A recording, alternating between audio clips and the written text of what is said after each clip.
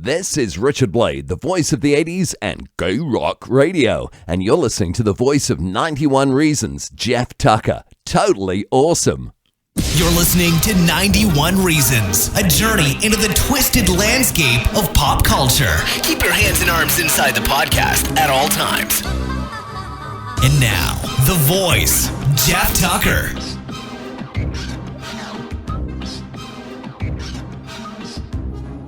Hey, we're gonna try a new experiment here. We're going to watch a movie together. This is it'd be like a commentary, right? It's like a commentary. Like I'm gonna sit and comment on the movie while it's going. I've never done this before. I have no idea if I'm gonna be able to pull this off or how distracting it will be. But let's give it a shot, shall we?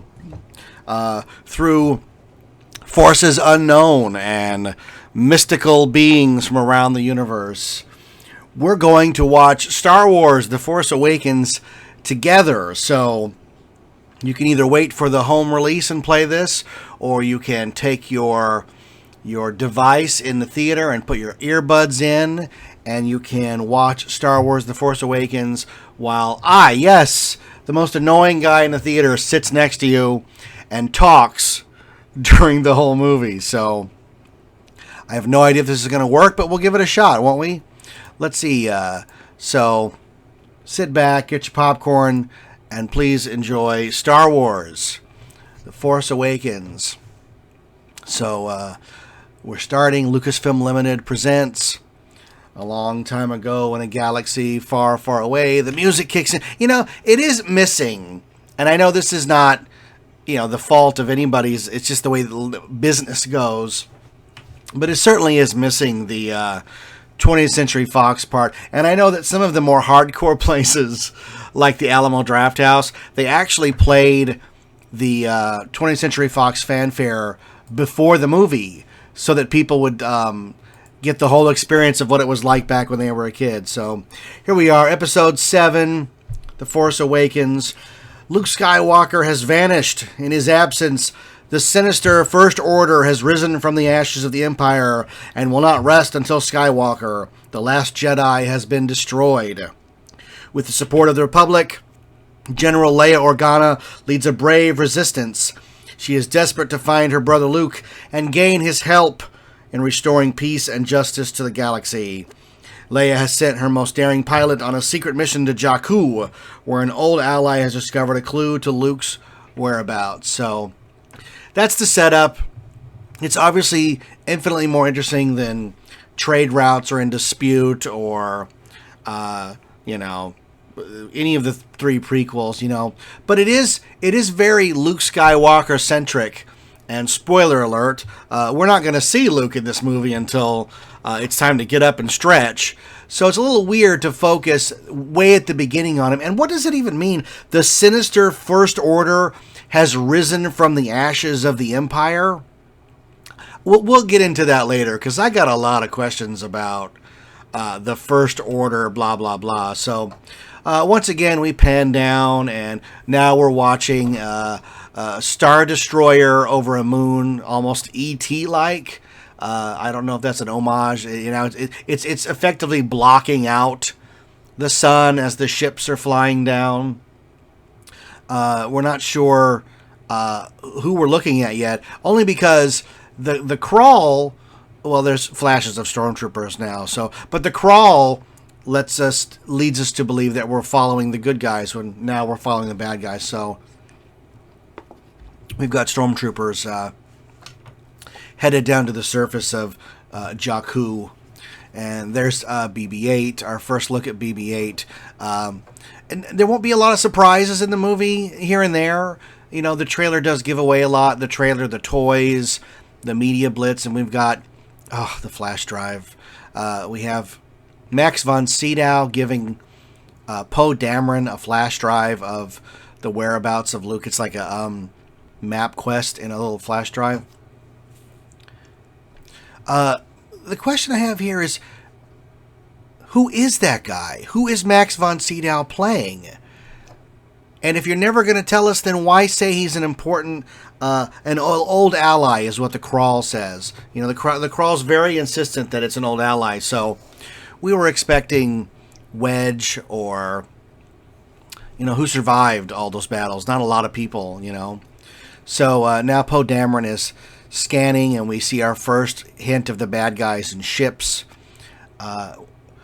If this had been 20 years ago, we'd have play sets of all these items, but for whatever reason, they don't exist. Toys of all these. I mean, they put out a few figures, but they really tried to change the nature of Star Wars collecting, because these troop things that are landing right now with stormtroopers running out of them, the fact they don't make those is ridiculous.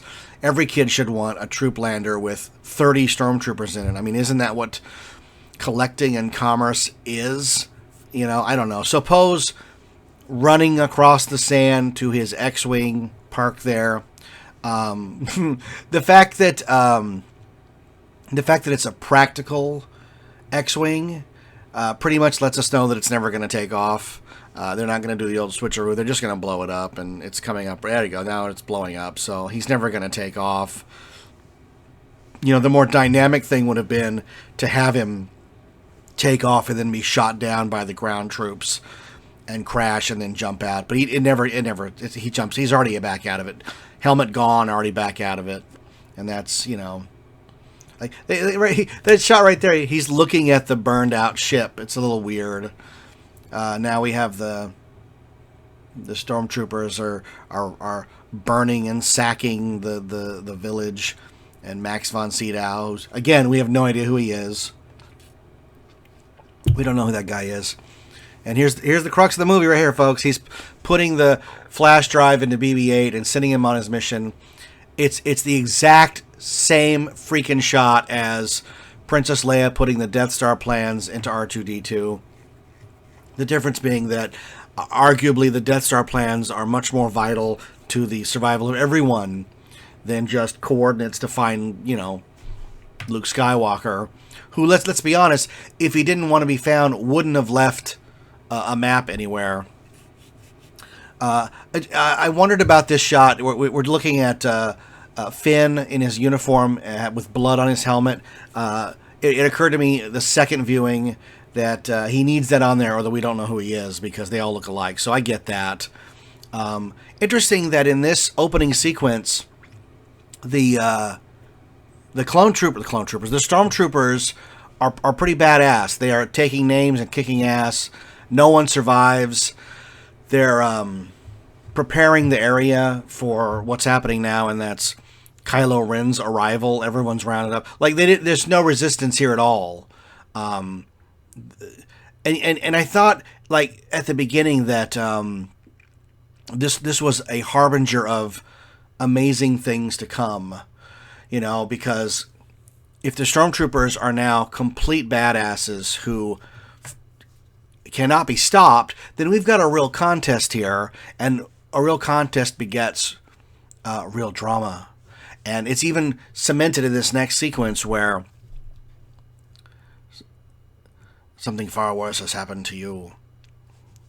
Yeah, Kylo Ren's there for the map, but Cito's not going to give it up. We know that. I mean, we know because he doesn't have it. Doesn't have it to give up. It's in BB-8 already. But the sequence was so good because the bad guys are truly bad. And that's, folks, that's how you set up good dramas. You set up an unstoppable villain so that the hero has so much more to contend with. The hero has to doubt themselves and doubt that they can defeat the bad guy. And Kylo Ren stopping the laser blast in midair is, it is something new. It looked great in 3D when they walk by it. And it does set up to be a pretty bad dude. It's too bad the rest of the film, both in Stormtrooper and Kylo Ren, they don't really live up to this opening sequence. I really wanted it to be, solid all the way through. And it's not going to work that way. And I apologize that normally when you're listening to these commentaries, whenever the person speaking stops, you can hear the movie, but obviously I can't do that because of copyright law. So Poe Dameron's being taken away to the ship. Oh, there's Captain Phasma. the biggest letdown in modern cinema history, completely on the fault of the studio, who tried to tell us how great a character this was going to be. I mean, J.J. Abrams and what's her name, Christy Gwendolyn, I think that's her name. They went on all the talk shows talking about Captain Phasma this and deep character that, and it didn't materialize in the movie. It's a real wasted effort, especially considered that Phasma was a big part of the marketing campaign, and that she was supposed to be a step up, like a female in charge of the troops. I mean, that's a big deal in Star Wars. You know, but the rebels were led by a woman, so why couldn't the Imperials be? So I don't know. You'll find as we get moving through this that a lot of my issues with this movie are the fact that they tried to include everybody, and if everybody's special, nobody is special. And boy, Force Awakens cements the idea that nobody is special. So we have the same plot as A New Hope. The small robots out across the desert, and the good guy has been captured by the bad guys. And there he goes, Poe Dameron being hustled aboard the Star Destroyer. It's all very by the numbers, you know. And there's a moment there where Poe Dameron's looking around, and he almost looks shocked or surprised at the level of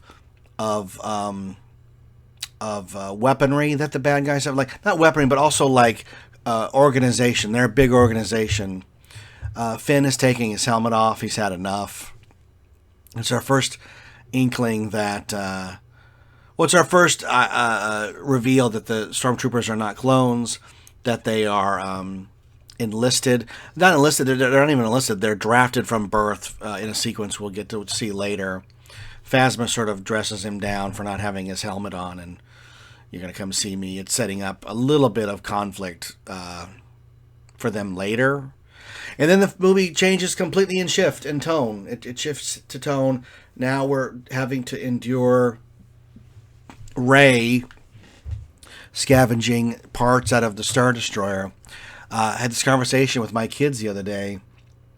This is real time, 30 years since Return of the Jedi. So, what could be left in that ship? I mean, if there was anything of value that people were paying good, hard-earned, you know, she does it for food, wouldn't everything have been salvaged? You know, like, give me a break. But we see our hardened hero, Rey. She's struggling. She's out of water. She's alone on Jakku. They didn't do she is the Luke Skywalker of this movie, but they didn't do the full Luke Skywalker thing by giving her parents that would need to be killed off. If they make her an orphan, then there's nobody to take out later. But it does beg the question of who actually raised her.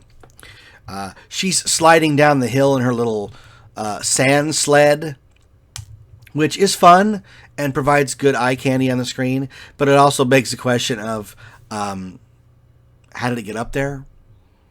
You know, did she spend 4 hours hiking it up there when she has a hover bike nearby? Like, you know, sometimes I'm told it's best not to ask questions and to just enjoy the movie. And why does that ship have a windshield that does not cover your face? Somebody please explain it to me. It is a windshield in representation only. It does nothing for the driver. You have to wear goggles no matter what. It's a great vista shot of the Star Destroyer crashed, and here's some sort of space bird while she rides her fudsicle across the desert. So, come to find out that Rey is a junker. She scavenges stuff off of the Star Destroyer in exchange for, you know, for her living, for her food, which is noble, you know, because she works hard. She's alone. You know, she has to clean the parts off here, like, before she can even sell them to the other guy. It's a good character setup. It doesn't do much for me as far as sympathy for Rey, but, you know, we'll see. There's, Simon Pegg shows up as the junk dealer. He's selling her, trading the stuff for, food. Little packet of something. Looks like those breath strips you put in your mouth. We see a lot of practical creatures. That's real nice. Here's the shot of her going home against the single sun. It's very reminiscent of A New Hope. We've even got moisture evaporators. Rey's house. She's got a X-Wing doll here and a plant. And she's scraping down the days. And she's been here an eternity. An absolute freaking eternity.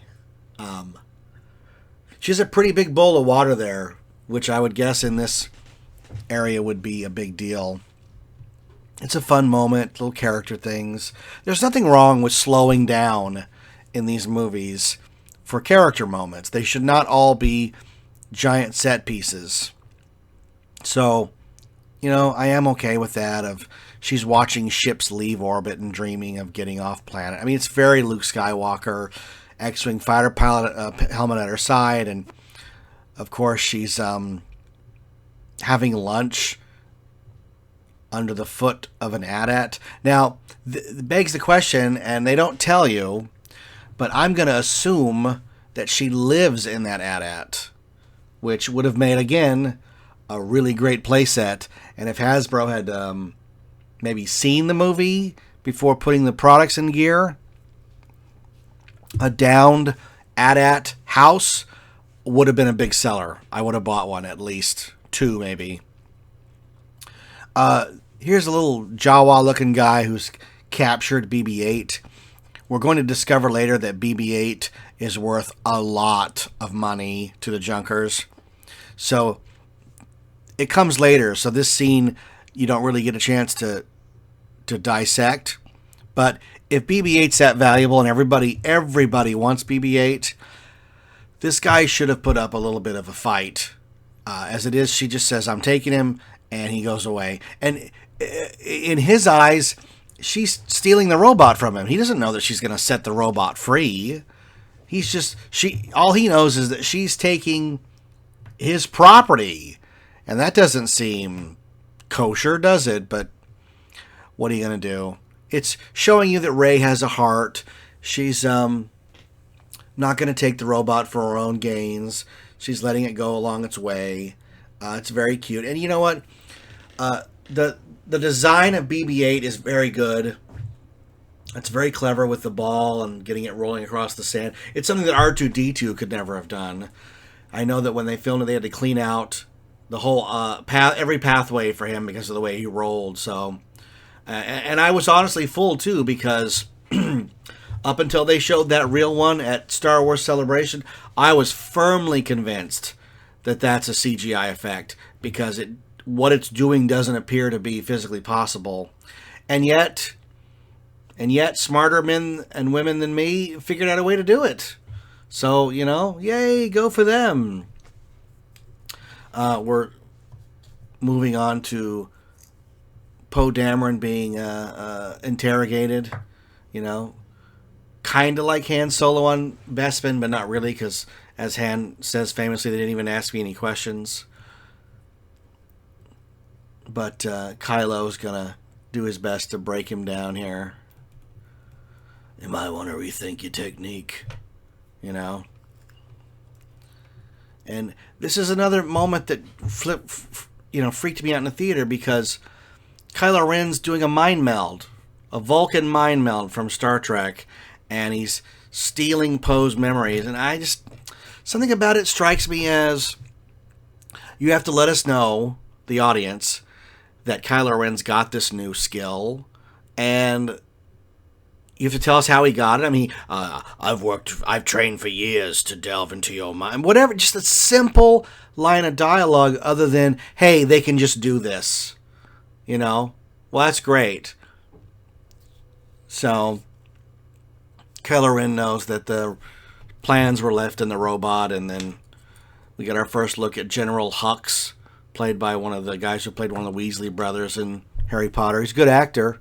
Got a lot of work lately. Holy moly. And then now we're back to Jakku, and Rey's arguing with the robot, blah, blah, blah, blah, blah, giving her stuff about herself and my family, blah, blah, blah. And, Let's see here. She's trying to sell more parts. So maybe are these the same parts as yesterday? Or did she go get more parts? I don't know. And he's offering her a bunch of rations for the robot. Oh, he was 60 portions. Enough food for her for, a year. And Rey has a moment of heart here, and he's not mine to sell. And, I don't know if are we to assume here that BB-8 is so unusual that everybody knows BB-8 is rare? Or did word already get out to Jakku that the Imperial, the First Order wants that robot and they're willing to pay handsomely for it? Because I don't know. It's a jump in logic that I don't understand. Because if the robot just on sight is that valuable, then everybody should have been after him, not just a few bad guys. Now we have Finn rescuing Poe because this is a great sequence. Finn needs Poe to pilot out because Finn's can't fly a starship. That's very clever. I think it's cool. It's a fun character moment. I kind of wish in the movie there were more moments like this. I think I would have enjoyed it more if we'd had more camaraderie, because you always felt in the first trilogy that Luke and Han, after they got over their adversarial points, were the best of friends, and that they rivaled over Leia till that rivalry was dissolved with the idea of the knowledge that Luke was her sister, Luke was Leia's brother. So it's a fun moment of them escaping together. We get this sort of TIE fighter shelf system. And again, we also get an idea that the TIE fighter holds two people, which we've never seen before. So the First Order TIE fighter is bigger, it's badder, just like everything else has to be in a sequel of any kind. It has to be bigger and badder and blah, blah, blah, blah, blah, right? And then it's stuck on a cable and they're trying to fly out. So I do like it because I've always said, like, when you make movies like this, the good guy's plan cannot go exactly to plan or it's too easy. There has to be complications. There has to be adjustments to the plan so that we get the idea that not only are they brave and heroic for even trying it in the first place, but have problem-solving skills and the genius to think on the fly when it all goes awry and get out accordingly, or whatever it is they have to accomplish. They finally fly out. It's pretty cool. It's a fun moment. The TIE fighter, then we get a dog fight and another action beat. The movie has good action, plenty of action to keep the story going. It has the good character moments. I didn't completely hate Force Awakens. I simply just was disappointed in that it's such a rehash of A New Hope. It's just so darn familiar and not enough new for me, for my taste. But that's, your mileage may vary. I realize doing this how distracting it is to watch a movie and talk, but I would bet if you had the right equipment, it wouldn't be too bad. But doing it the way I'm doing it's not the greatest, so I apologize for sometimes being a little off kilter, but that's just the way it goes. This is FNN getting his name Finn. He'd never had a name before. Perfect Imperial soldier without a name.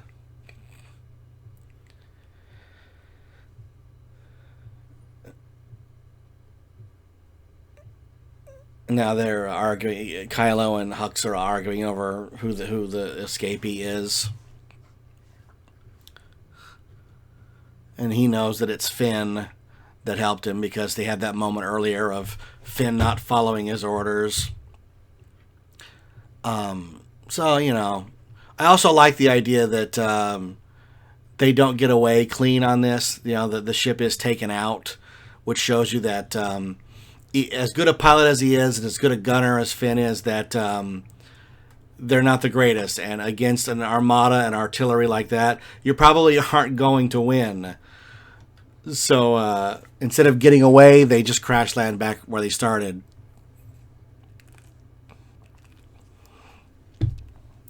It's It's a fun turn of events, you know.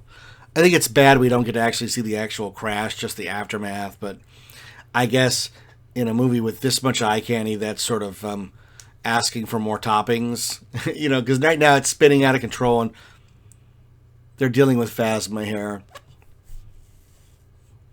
This is an interesting sequence if you really pay attention, because when I brought it up to somebody, like it's already over with, but I brought it up to somebody that as good a story as Force Awakens is, and if you're going to crib from the best, and they crib from A New Hope, but wouldn't the better story have been just, because I know they have to tell these big giant tales with mythology and lore and, you know, big, not just small things, but big chess moves across the board of fighting against the evil forces of the galaxy. But what if the movie had simply been what that scene was about? And that's Phasma telling Hux that Finn was raised from birth to be a soldier. So it implies through the dialogue that there's a planet somewhere where the Empire, the First Order, is raising these children with no lives other than military service. So it's slave labor to serve the Empire. And wouldn't that have been a great movie to watch the rebels get wind of this? Because, I mean, I don't know why they're the rebels. Because last time we met with them in '83, they had destroyed the bad guys and were about to rule the galaxy through democracy. So somewhere along the lines, we didn't get any of this in the movie, but somewhere things flipped, and they're right back where they started, being called the Resistance. And I'm just thinking, like, instead of that same story again, what if it had just been them deciding to liberate the planet of children and, like, go there and free all the children from having to serve the Empire? I think that would have been a really compelling story. But, you know, as always, what is the saying here? You have to review the movie you got, not the movie that you wanted. So instead we get Finn walking across the desert. There was a fun sequence where the TIE fighter was swallowed by the sand, but now Finn has arrived back in whatever, like, I know the planet's called Jakku, but I don't know what these settlements are called. You know, I knew Tatooine and Mos Eisley and Mos Espa, but I never figured out what the differences in this one were. They're just not defined enough.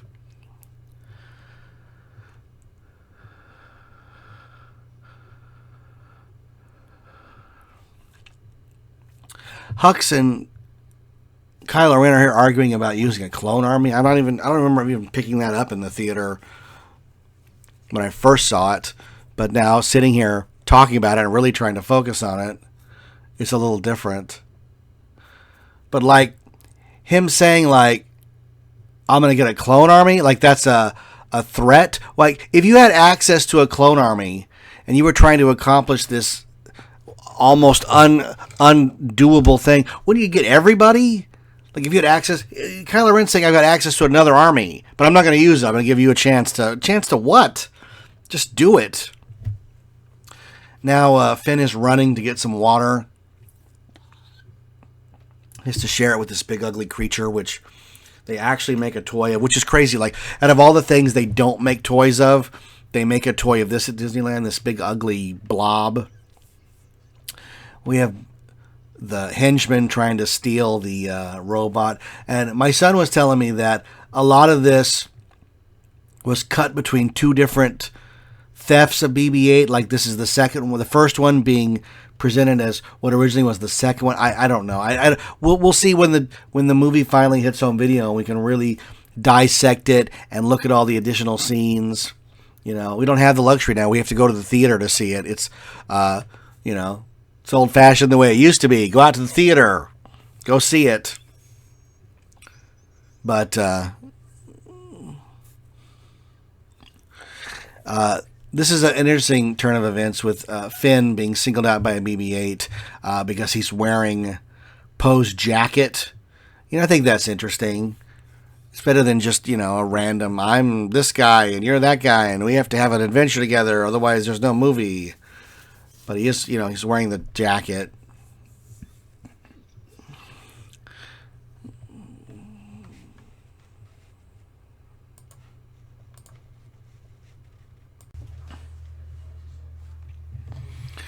Sorry for the choppiness of this. I didn't realize when I sat down I'd be out of breath sometimes doing it, so I got out of breath there.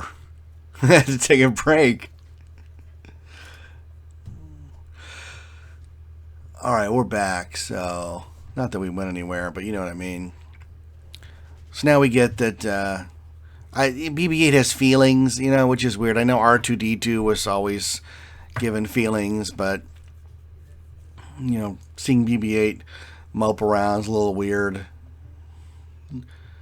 But getting these two together, Finn and Rey, it's interesting the way they do it. In another film, they would have been both arrested and in jail cells next to each other, and then they'd have to hatch a plan. We need each other to escape. Yes, now I need you. And thankfully they didn't do any of that. But they do have to, this is our first mention of Luke Skywalker. She says she thought he was a myth.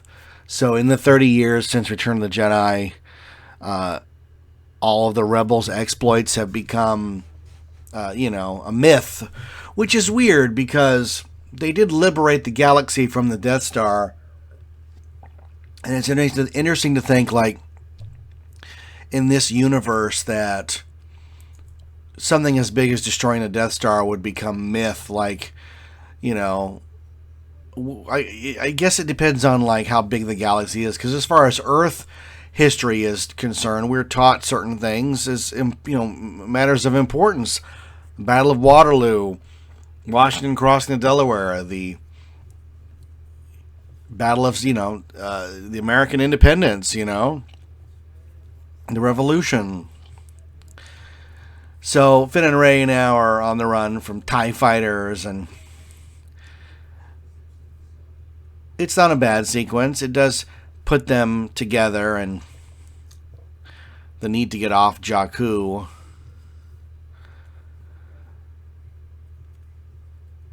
Now they have to find a passage out,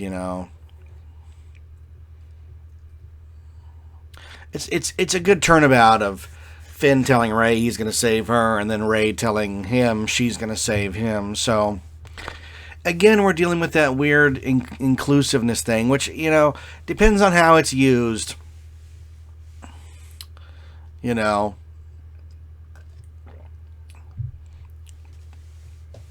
That one's garbage, she says, and the ship they're running to blows up, so they have to take the garbage one, which turns out to be the Millennium Falcon. Big cheer went up first time I saw this. Now it's just me talking to myself in a theater, so don't try this at home, kids, until it's out on DVD, Blu Ray, download, whatever, pill, swallow, chip. Interesting that the trailer got a big boost out of showing the Falcon flying over Jakku into the remains of the Star Destroyer. And it turns out in the film itself, it's not even Han Solo piloting it. We've got Rey there in the gunner chair that Luke took from when they left the Death Star. Trivia note, that image of Luke in the Millennium Falcon gunner chair is my favorite image of Luke. It was only used on a couple of packages, notably the AM radio, and then the ultra rare Return of the Jedi tri-logo figure, which I just can't get. A weird moment there of Rey slamming the Falcon against the ground, sort of showing her getting her bearings, which is great, because in another 5 minutes or so, she's going to be able to pilot this thing through hairpin turns and death-defying crevices. I'm not so sure about that. Rey seems to become the greatest pilot in the world in a matter of 3 or 4 minutes, which I can deal with. It's a movie. Characters are supposed to be able to do things that we can't do, and that's why we look up to them, right? I can tell you if this was a video game, I would crash the Falcon every time through some of the maneuvers she's putting it through. But again, that's okay. I was at Star Wars Celebration asking around about that Luke Skywalker figure that I want. It's Luke in his Tatooine outfit, and instead of a picture of Luke in his Tatooine outfit on Tatooine, it's a picture of Luke in the Falcon gunner chair. And I went up to a booth where a guy had some of the rarest figures I've ever seen, including carded flicks from the Droids line and a lot of carded Boba Fett's. I mean, these are really expensive, rare figures. And when I asked him about what I wanted, he looked at me and he goes, "Ooh, that's a tough one." And I thought, oh, don't say that. You've got some of the rarest figures here, and the one I want's a tough one. So, needless to say, just the cardboard that I want, without the toy attached to it, would be a few $100s. With the figure attached to it, it would be upwards of $1,000 or more. So, I don't have any illusions of ever actually picking that figure up. I'm just talking over the long battle over Jakku here, and she's finally going to, she's going to take it into the Star Destroyer. Go between them, are you crazy? It sounds like Last Crusade. This whole sequence is all done with, it's all CGI. There isn't a Millennium Falcon model they use for this. ILM just showed off their highlights reel for the Oscars, and as great as this stuff is, and it is great, it's not model work. It's not anything old-fashioned. It's all CGI. None of it's real. Maybe the background plate, I don't know, but none of it's real. But thankfully they didn't, shoot a TIE fighter so it lands in the Sarlacc pit or blow up sand crawlers or anything. It's not that desperate to reference the past. So they're finally off Jakku into space, and BB-8 is spider-webbed him through the corridor there.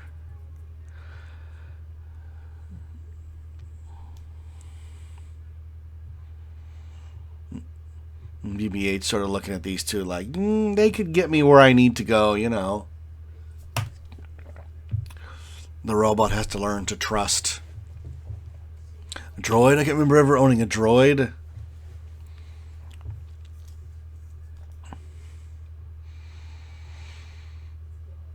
Another nice character moment here where they slow down the action a bit. But, it's interrupted by the Falcon blowing up. They have to fix it, typical Falcon stuff. And Star Wipe to Star Destroyer.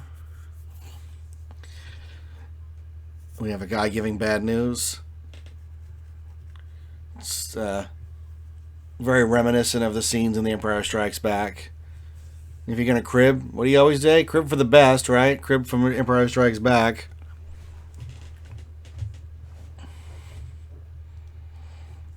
It had help. The robot had help. I kind of wish the Kylo Ren helmet went on the backside, went down farther. This is him. He's now tearing up the console, having a temper tantrum. He's kind of, an insolent little jerk. But that's the character. That's who he is.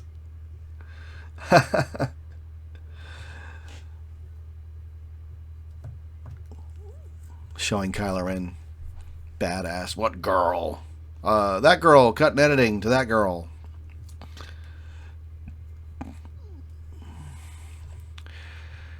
Rey's not only the greatest pilot on Jakku, but now she's the greatest mechanic. I love strong female characters, but boy, Rey's got it all, man. She has no weaknesses. Like, okay, we could line up Rey's strengths. She's a pilot, she's a scavenger, she's a survivor, she's a mechanic, she's got a heart of gold by not selling BB-8 and by rescuing BB-8 from the little Ewok Jawa guy. We call him the Jawok. What else has Rey got? She can fight with a staff, she can fight with a lightsaber.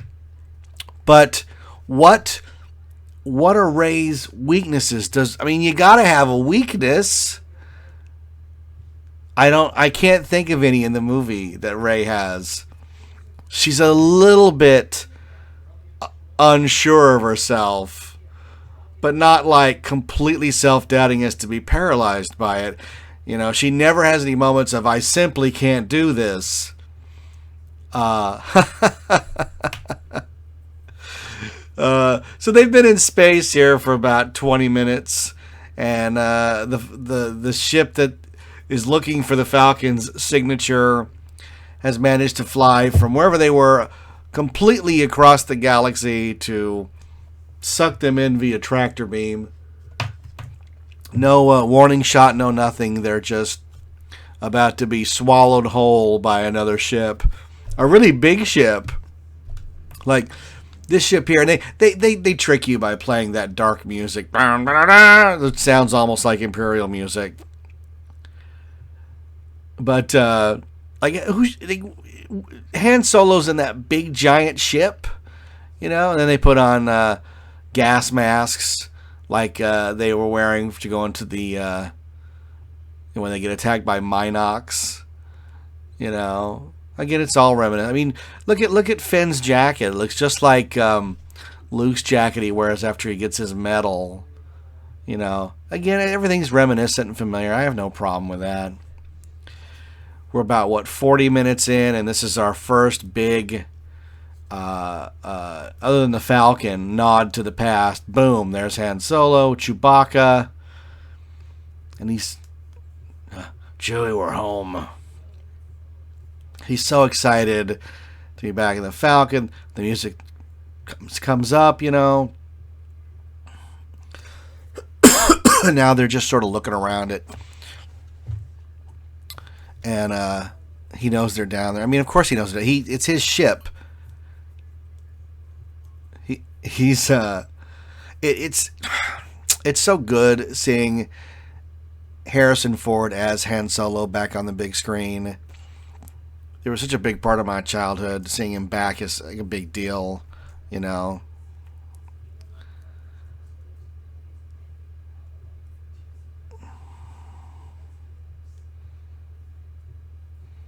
They go through who stole the Falcon, and it's been stolen from here and there and everywhere, and now he's finally got it back. And she knows who he is. She knew Luke Skywalker. She knew Han Solo. So Rey is somehow in the far reaches of the galaxy studied everything. I mean, this is the ship that made the parsec run, the Kessel run in 13 parsecs, you know. Again, familiar. There's this interesting shot of Han back in the cockpit, which, I mean, he's right there. He's smiling, and God help me, Harrison Ford looks happy doing it. He looks down, he gets upset. I thought he was going to say, who messed with his dice?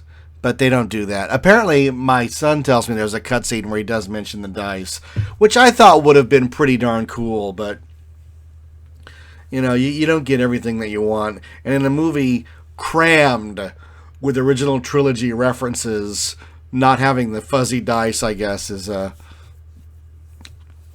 small thing.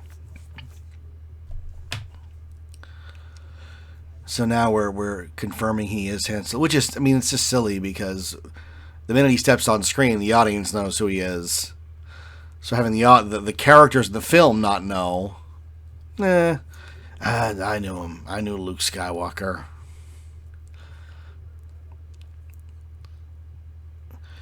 And because it's Star Wars, they can't have any moments here before, you know, if Han's ship took the Falcon, then somebody's taken Han's ship. Now, here's the thing. I enjoyed this sequence. It's nice to have business for Han Solo to do. It's interesting to have big creatures running around and monsters. But think about character-wise, the character of Han Solo. We meet Han Solo in 1977. He is being pursued by Greedo. Jabba the Hutt has put a price on his head because Han dumped his cargo when he got boarded by the Imperials. That's his crime, and the original crime that sets Han in motion that he needs to do the job for Luke is he dumped his cargo spice or whatever it is when he got boarded by the Imperials. And that sets in motion Greedo coming after him. In the Battle of Hoth, he tells General Riken, the bounty hunter that we ran into in Ord Mantell, changed my mind. He's got to get out. And backtrack it all to a shipment of goods. It culminates with Han Solo being frozen in carbonite, delivered by Boba Fett to Jabba the Hutt's lair and hung on the wall as a lesson to any other smugglers that would consider dumping their wares when they owe Jabba the monetary equivalent. If Han had just paid Jabba, we wouldn't have this problem. But again, backtrack it to a single shipment of stuff. So in this sequence, Han is arguing, and he's in between two rival gangs, two badass smuggling gangs, right? And they're arguing over who's got to deal with who's running these creatures for who. And since I've already seen the movie, I know what's going to happen next. They're all going to die. And the question here is, if they pursued Han Solo all over the galaxy for however long a time span that was in the original trilogy, over dumping his goods, what would these groups do to him with the knowing now that he was responsible for the wholesale slaughter of all of them by these giant ugly creatures? My guess is that if what happens to Han hadn't happened at the end of this movie, it would have happened moments later when the smugglers catch up to whoever the boss is running the galaxy now, because, once you kill one mob boss, somebody else takes his place. But I think that would have been what happened at the end, But instead, these creatures are about to get loose, and Han's the one who says, I got a bad feeling about this, because now we've got monsters running through the ship. And they're, it's supposed to be a fun action sequence, but these guys, and again, if somebody threatens the hero, they gotta go. That's the nature of the way stories work. But these guys, they were gonna kill Han, so all bets are off, right? But they are being eaten alive by giant Cthulhu creatures. And someone eventually was going to have to pay for this. Of course, all of them get eaten whole immediately, except Finn, who it hasn't happened yet, but eventually will be dragged away so that he can be saved before he gets eaten by it. It's a fun creature, and in any other movie release with a product tie-in, there would be toys of these characters. I don't know why there's not. There should be big rubber toys of these that you can feed the bad guys to. I mean, that's what everybody wants, right? It's what I want. It's weird that they... I don't really know what they look like because they move so fast. They look like Beyonders or Beholders from Dungeons and Dragons. Big floppy things with tentacles and stuff. But they don't eat Finn right away. They eat all the other people right away, which I that's such a movie thing to do. Everybody gets eaten immediately except Finn is dragged screaming down the hallways for no reason other than he's got to be saved. I get that. It should have been much quicker than what it is in the film because logistically or logically it doesn't fit with the rest of the way that creature operated. Where was he taking him? I don't like to eat in front of people. I like to go to a back room. But the creatures serve a dual purpose. They eat all the bad guys, and they, since they now inhabit the ship, then Han and Chewie and Finn, Rey, and BB-8 are going to have to get out on the Falcon.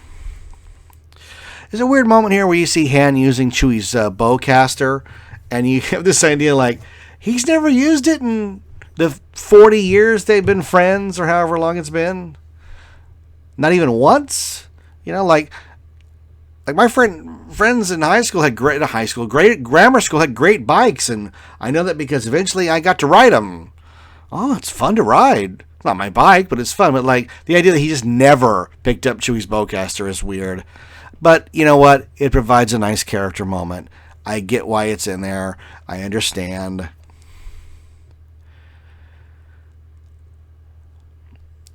So now they're about to blast out of the big ship in the Falcon here. Oh, there's Finn holding the lightsaber training ball. I really hate that moment. It's one of my least favorite moments in the whole movie. Because it just smacks of, look at this, look at this. Remember this? Yeah, I remember that. It's still there. The Falcon's gone through 4 different owners and nobody cleaned up. Nobody threw anything away. It'd be like you living in an apartment and stuff from the 4 owners previous is still in the closets. You know, that's ridiculous. But what are you going to do? So here's the bad guys finally revealed. Star Killer Base, named after the original name of Luke Skywalker, Luke Starkiller. And we have Hux and Kylo Ren without his helmet talking to somebody named Snoke. Wow. This is one of the worst looking creatures in any Star Wars movie. And there's some wonky ones here and there, but this one takes the cake. He looks so fake. He looks like they're trying to pull... Oh, Kylo Ren doesn't have his mask off yet, I'm sorry. But he looks... This guy looks like such... He looks so fake as to like... We know that when we finally see whoever Snoke is, it's going to be like the Wizard of Oz. I don't know. I don't even know what the hell this is supposed to be. This is Andy Serkis's big contribution to the film, and it's not very good. Having the little characters talking to the big supreme leader was such a rip-off of the original Battlestar Galactica as to be comical. This is exactly how the Cylons spoke to their Imperious leader, and it's like, you guys, are we at a point now where we're just gonna, like, Star Wars was one of the originals. You know, if you discount Buck Rogers and Flash Gordon, Star Wars created this used, sturdy Star Wars dirty universe. And now they're just, instead of sitting down in a think tank with a room full of really smart and creative people, they're just cribbing. They're just cribbing from all sorts of science fiction. And that's not how you make, to me, that's how you make a good movie. I mean, if you're doing an homage movie like Ready Player One, then you can. But if you're trying to do something original and you want people to dig it, then you got to be original. And I'm harping on it. It's the #1 movie of all time, right? And what am I doing? I'm just one guy. No one cares. It's going to make $1 trillion. Everybody's going to buy it on Blu Ray and DVD and watch it over and over again. And it'll take its place alongside the rest of the great movies that we all kneel before the altar of. And that's just the way it goes. And I'm not saying it doesn't deserve any of that. I'm just talking about it.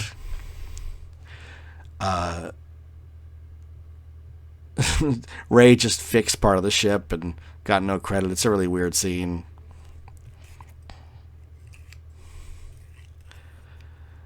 So Han and Chewie now are... Oh, there's a scene where...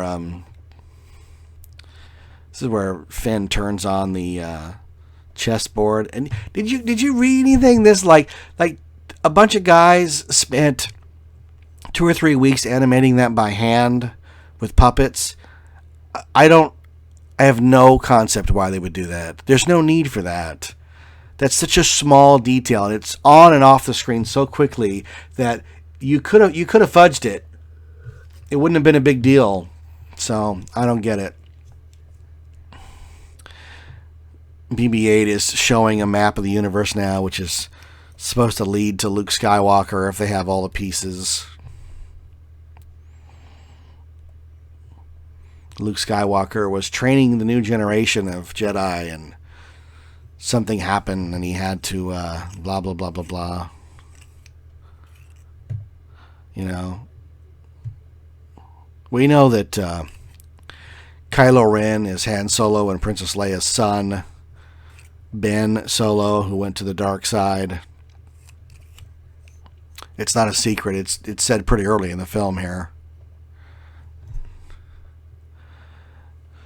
This map sequence is interesting. I've harped a bit on my show a bunch of times about orange and blue, but holy moly, this scene is orange and blue. There is so much orange and blue in this movie as you could almost have a drinking game and you would get bombed very quickly. Once they get into the sequences where you can do lighting that are not outside in the desert, it's orange and blue because they know that that's what the human eye likes to look at is orange and blue. Those two hues have been deemed the most pleasant and the most desirable. So in a movie that's bending over backwards to please you every possible way it can, everything is either orange or blue. It's ridiculous. So now the Falcon is flying over lakes and trees, trying to make it organic. I've never seen so much green in the whole galaxy. Han's like, yeah, try indoor. And they're flying, somewhere here. They're flying to the intergalactic happy hour.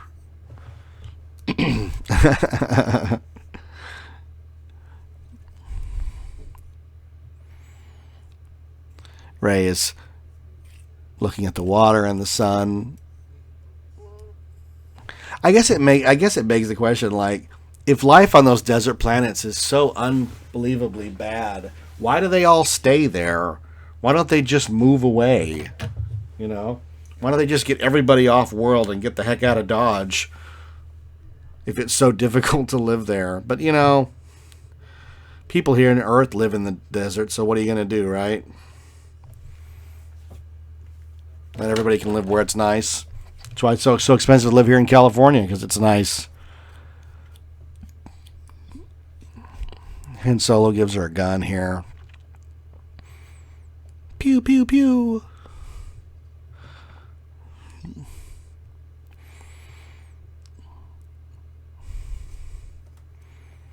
Her name is Rey.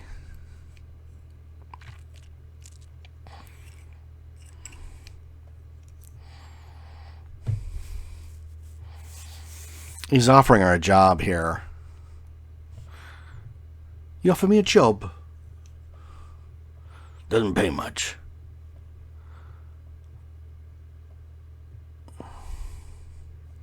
Oh, Han Solo, you have a heart of gold, you smuggler, you. Smuggler with a heart of gold.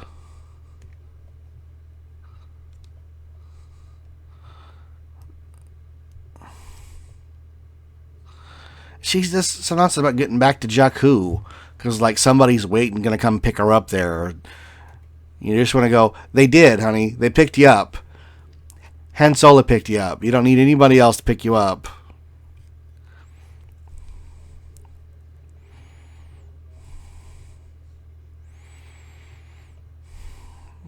So they're on this planet here to find BB-8 safe passage to the Resistance. What are they resisting against? They were in charge last time we left.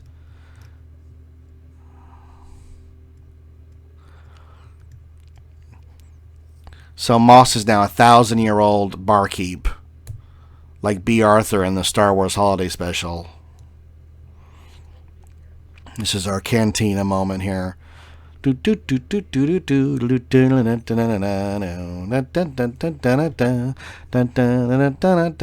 camera's moving all around and showing all the monsters. Look at all the toys they never seem to make. And there's Moss. She turns. Han Solo. Everybody stops. Like E.F. Hutton is here. Oh boy. Then back to normal.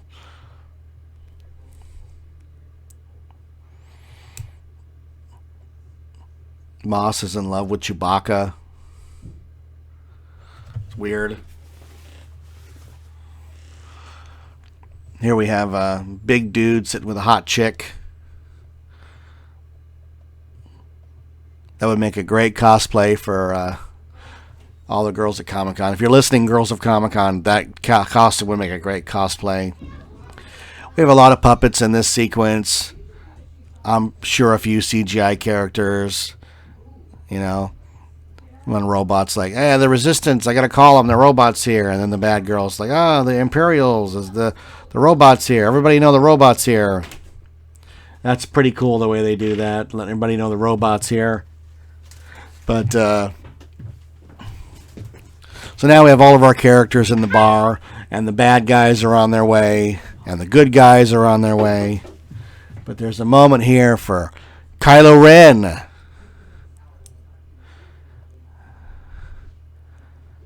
I feel it again.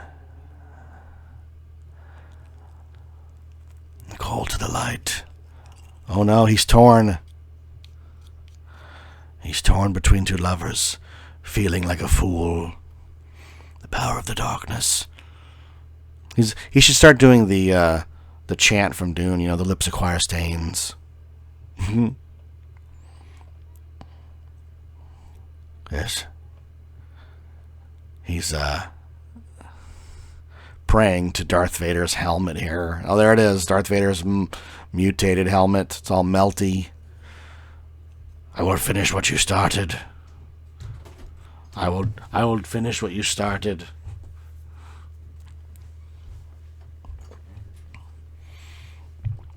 So Han's explaining to Moss that he knows where Luke Skywalker is, or the robot does.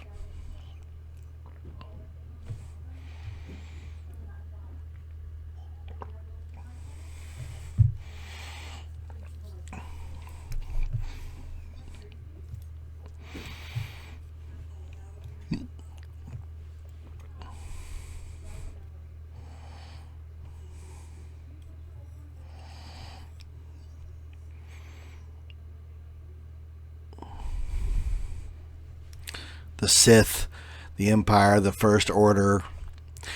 She's given like a history of bad guys in the universe. And the question is, we haven't gotten to that sequence yet where the First Order is doing their Hitler rally, but who funded all of this?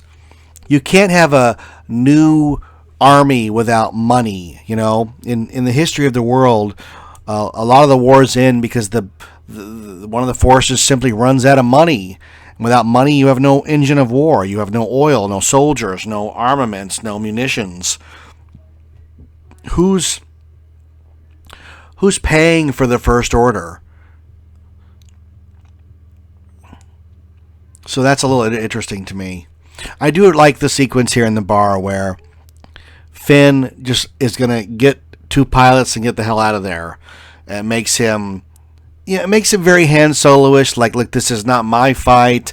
I'm only here for a paycheck, and then I'm getting out of here, blah, blah, blah. Like, I dig all that.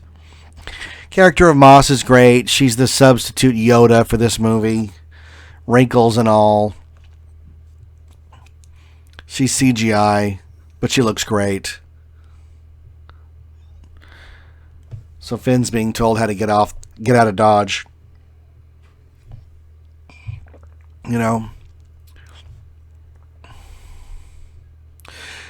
Rey still thinks he's part of the Resistance.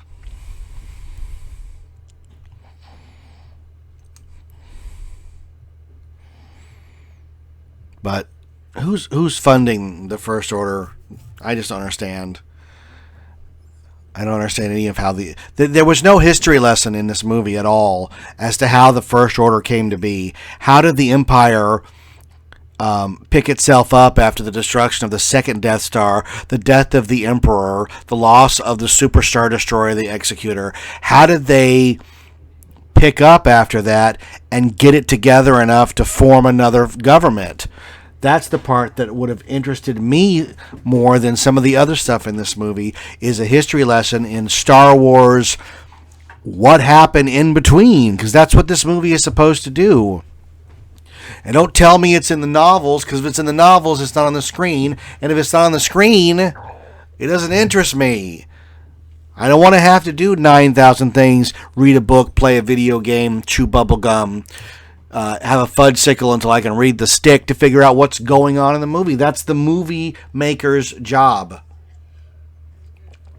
And as many times as I've seen this movie, I can't pinpoint a single moment where they explain how the First Order rose to be so powerful so that the rebellion, which became the Republic, suddenly had to become the resistance. I don't get any of that. And I'll talk near the end of what I think should have happened in this movie for me to feel like it was well-rounded, but we're not at that point yet. You know, we're treading water here until we get to our next action beat. You know, the characters are threatening to separate again, and eventually they're going to be brought back together, a ragtag fleet. But here, this is one of the strangest sequences in the whole movie, because we've never seen this before in A New Hope, when Ben Kenobi hands Luke Skywalker his father's lightsaber. He just goes, golly gee willikers, and moves it around a bit. It doesn't call to him like a Harry Potter wand. It doesn't have memories like the pensive. Like, this is all... If the mind meld was Star Trek and the Imperious leader was Battlestar Galactica, this moment they're cribbing from Harry Potter, because the lightsaber itself now has memories and emotions and, let's face it, an agenda. They've given the lightsaber an agenda, because the lightsaber suddenly says, hey, there's somebody upstairs I need to go with. So I'm going to call her down here with sound, open a door. The lightsaber just physically opened a door. Did anybody catch that? Who opened that door? Moss didn't do it. The lightsaber did it. The lightsaber's like, hey, I'm in this box. Come get me. Come and get me. Like Curly's gold. Come and get me. Come and get me. Nobody gets that reference. But she will now open it. Hurry up so I can talk about it. She's opening the lid, and there it is. Da-da-da-da. Luke's lightsaber. Well, it's clumsy or random as a blaster, an elegant weapon from a more civilized age. And when she touches it, we're in a memory. We have Darth Vader. We have a hallway. She's suddenly like living memories, and things are blowing up.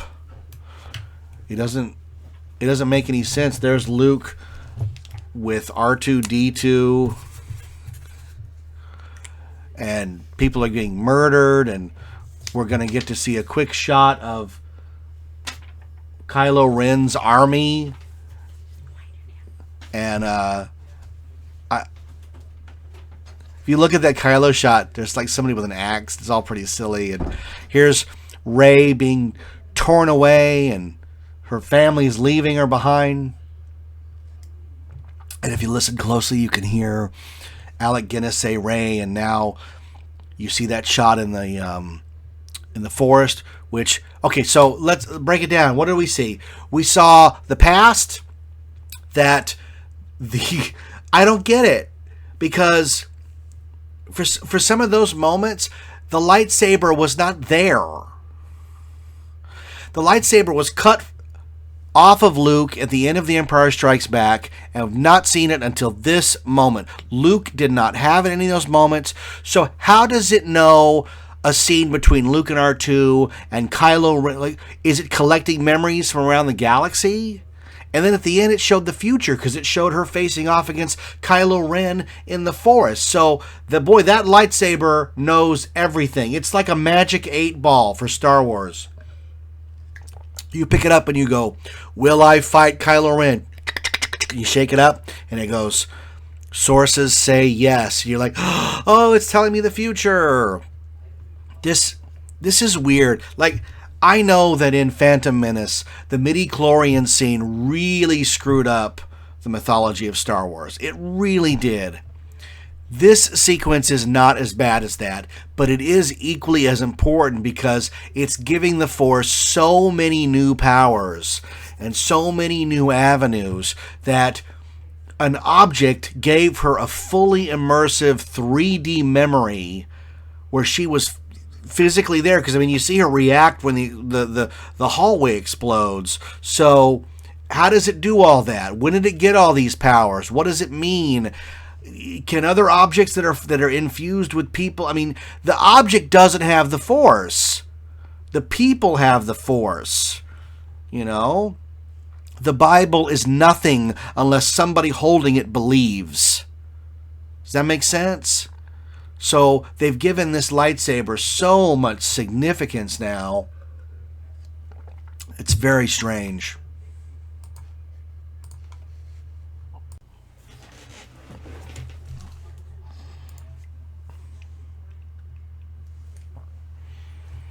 So we reach the obvious Hitler scene. Like, this looks just like the Third Reich, from the costumes to the proclamations to the... I mean, look at the flag behind him, for goodness sake. All right, master shot. Thousands of troops in full uniform. TIE fighters parked on a massive planetoid-size base that is actually a weapon that can suck a sun and use the sun's power to disintegrate multiple targets at one time. So the guy's acting is great here. I mean, he's selling the part. But again, it begs the question. They do the Hitler signal at the end. Are you kidding me? But the question is, like, who's paying for this? So the Starkiller base fires, it disintegrates trees, it's red, which is the power of evil, the color of evil. It's destroying nature, and it's sending a gigantic laser bolt through the star system, past their own ships, and there's Kylo Ren watching the laser go, and we don't know what their target is, but everybody, here's Finn, he's going to take a look into the sky. Everybody sees now the power of the First Order. So now it separates. It looks like Missile Command here. One planet disintegrated, and then people on a balcony are like, oh no, and some woman that looks like we should know who she is, but we don't. And there's Missile Command. All the planets are going.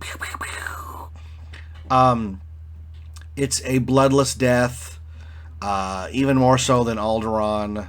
We don't know who these people are. We don't really know what's happened.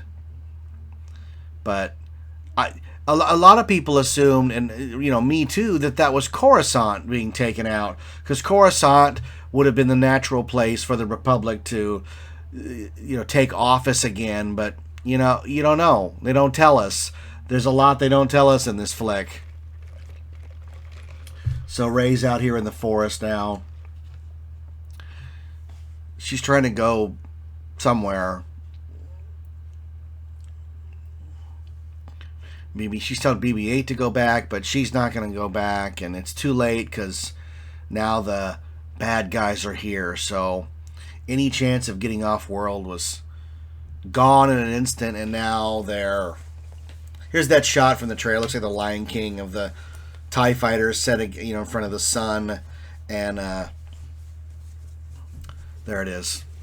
Luke Skywalker's lightsaber. No, Han asks where she got it. And she goes, a good question for another time. No, the question is now, because this is all we've got. This is the movie. Enough with this nonsense crap about, we'll tell you in another movie or medium, video game, book, comic book, action figure playset. Yeah, fat chance. No, it has to be on screen. Okay. Her giving the lightsaber to Finn is not nearly as important as how she got it. Where did she get it? She could have easily just said, Luke Skywalker gave it to me. Because he's made his own, a different one. He'd already made the green one. He made another one. I don't know. You know what I mean? Like, just freaking tell us how she got the saber. That's why we're watching this movie.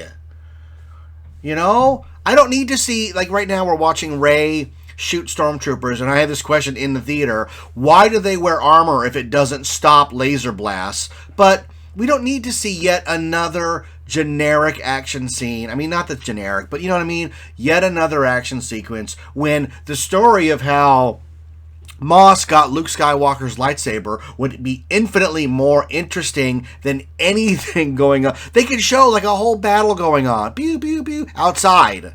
while she's telling the tale. Because that's what we really want to see. Han Solo and Chewbacca are shooting stormtroopers now. Han doesn't even look. There's a moment where Han doesn't even look and fires at a stormtrooper. They're so bad shots they don't even see a guy who doesn't see them. Oh. And then Moss is telling Finn he's got a weapon, and Finn ignites a lightsaber, first off, as if he knows what it is. Now, if he's an Imperial baby, bred to be nothing but a stormtrooper, they wouldn't have given him any information on the lightsaber, because you wouldn't give these people, these forced recruits, any chance to make a choice that wasn't the Empire. So when he takes up a lightsaber against, Traitor, this stormtrooper that's taken the world by, storm because he's such a badass. But first off, why does a stormtrooper have anything that can take out a lightsaber?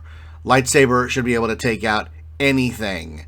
There should be nothing that can deflect it except another lightsaber. So as fun as this fight is, it just reeks of we need an extended action sequence. Oh, why? Why do you need that? Well, we're cutting out the sequence where Moss tells Han how he got Luke's lightsaber. Because Finn doesn't do much of that lightsaber anyways, except get his ass handed to him, and then Han Solo saves the day here with Chewie's bowcaster.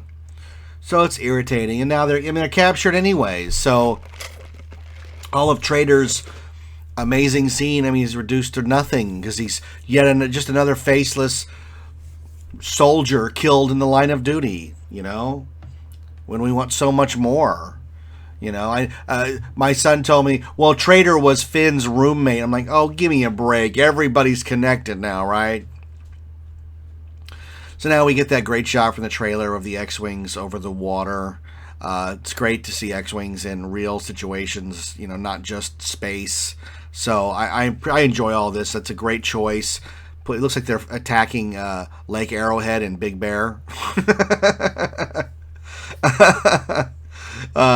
Yeah, pew pew pew. We got they're doing a dogfight, and TIE fighters are crashing. And as great as this sequence is, and this is a fun sequence of the good guys showing up to save the day, it is undone by something coming up here, which I've noticed since viewing one of this film. Again, there you go. Finn's got his lightsaber back. His or Rey's? Whose is it? It's Rey's, right? Oh, I hate this sequence right here. This is what I'm talking about. We see Poe Dameron firing at all the TIE fighters, and it's a fun sequence, and it's undone by Finn right here. Oh, I hate it. That's one hell of a pilot, he says. Why is that line here? That Finn yelling, "That's one hell of a pilot," is as bad as any dialogue in the prequels. It's a Jar Jar Binks line. That's a one hell of a pilot. It makes me irritate. It just irritates me to no end. So now Rey is in the Moss Canyons. Rey's gun is lame looking.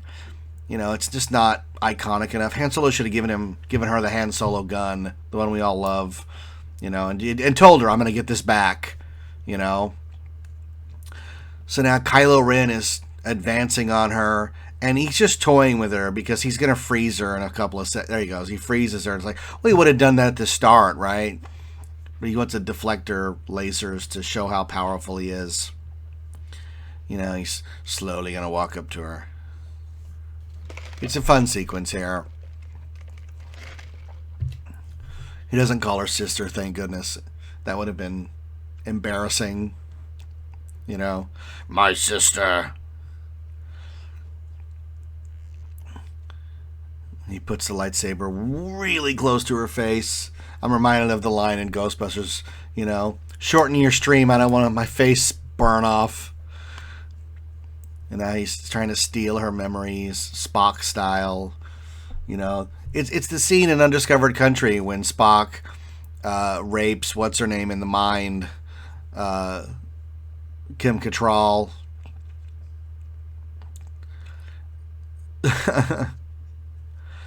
So he takes her and he's carrying her off, and it's coming up as a really funny scene. So everybody's retreating. Han's like, oh, they're leaving. And you see Kylo Ren taking Rey into his ship, and it looks just like Spaceballs here. When he takes Princess Vespa. It's so funny. And I know that's unintentional, but what are you going to do, right? Finn's like, no, they're taking my fake girlfriend. I'm going to run after the ship through the fire. But it's too late. It's too late, Finn. There you go. She's been captured, dude. You blew it. Kylo Ren's sort of ship with sort of shuttle with not enough wings. I don't know. BB-8's like, oh no. And then this big sort of cigar ship comes down. You know, mopping up after the battle is over. And Han knows who's on it because he's like, oh, here she comes.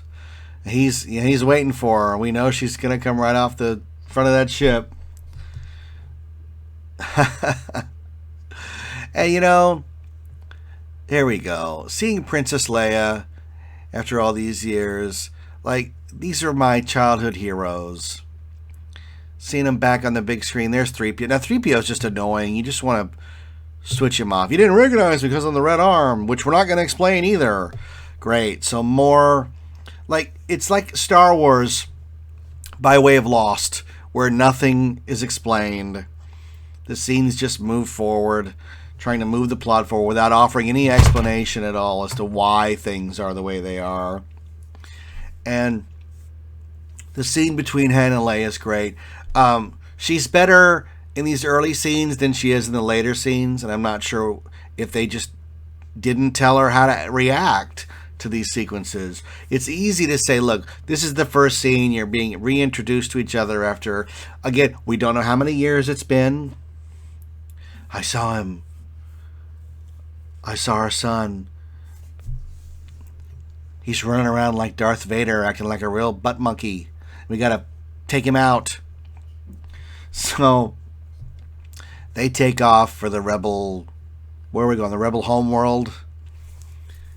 And it looks like Yavin. It's supposed to look like Yavin. It's supposed to be familiar to us. I get it.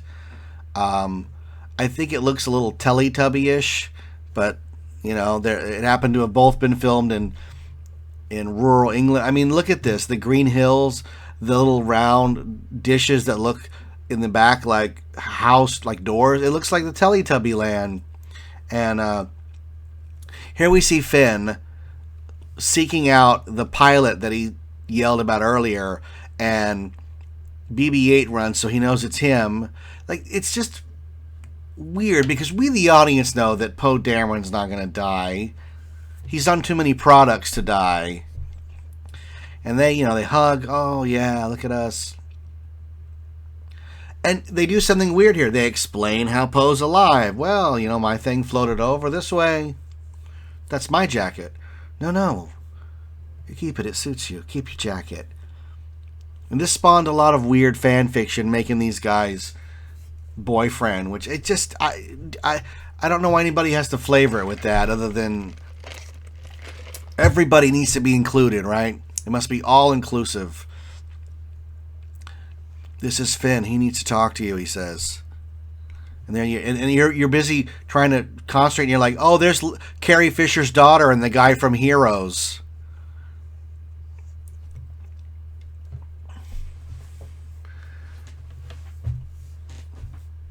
So Finn worked on the Star Killer base. Tell us all you know. And there's Chewbacca getting medical attention yet again.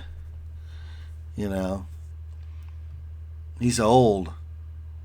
You know. Give Chewie a little moment. And this is another part that bugs me. Like, 3PO has to take the flash drive out of BB-8 and put it in the computer. Otherwise, we, the audience, will not understand what's going on. Even though all of us use email, Wi-Fi, all of this stuff, fax machines. In the movies, they will never just move things over digitally. It all must be done physically, or we, the audience, will get lost. When are they going to trust us? When are they going to treat us as if we live in the real world? I don't know. Maybe never. Here's BB-8 uncovering R2-D2 and talking to him, which is weird because to BB-8, R2-D2 would be as exciting as a lamp, And 3PO offers a little explanation. He shut down as soon as Luke left. Okay, well, how long has he been sitting there? Has he been there like 30 years? Just hanging out? No, it hasn't been 30 years. Because if we find out that Luke left after Kylo Ren fell to the dark side, how old's Kylo Ren? What is it, conservatively, if we say that Kylo Ren is 25, right?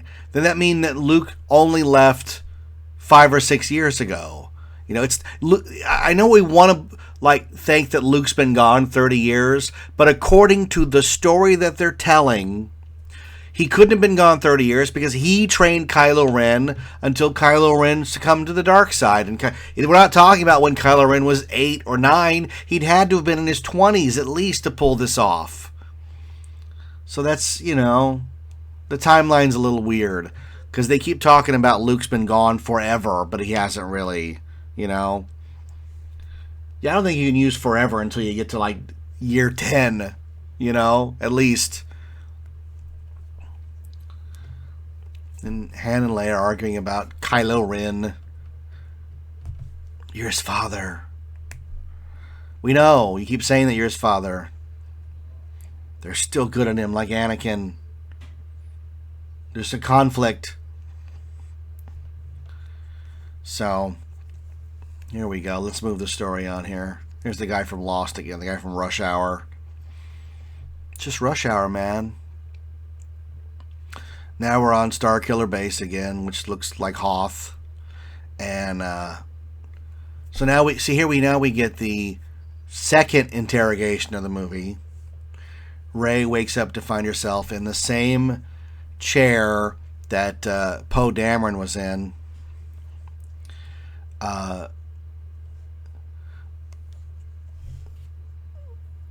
now we have arguably the most interesting scene of the whole movie. Is Rey and Kylo Ren facing off against each other as adversaries without fighting. I don't need them to have a duel for it to be interesting. She tells him to take his hat off, his helmet, and he does, and he's just a regular looking dude. I'm not sure what we, the audience, were we, the audience, expecting some sort of... No, wait. He puts the helmet down in a bucket of ashes, which, according to what we've seen before, could only be Darth Vader's ashes. So he's a very strange dude, but he's not disfigured in any way. He's not mutated or melted or anything. He wears that helmet so that when he looks in the mirror, he doesn't see Ben Solo. He sees the Dark Lord character that he's created for himself to be. Just like any goth kid, He went to the Hot Topic on Tatooine and he bought a helmet and some makeup. And he wanted to be something else. He wanted to be a dark, goth kid. So, that's what he is. He'd be the kind of guy that would drive a hearse if you knew him for real, So he's delving into her mind. This is when she gets the first inklings of the Force in her, that she can do what he can do. But she hasn't had any formal training, so it's a little irritating that she's so good at some of the things she does when she's never encountered it before and never thought that she could do it herself. So, get out of my head.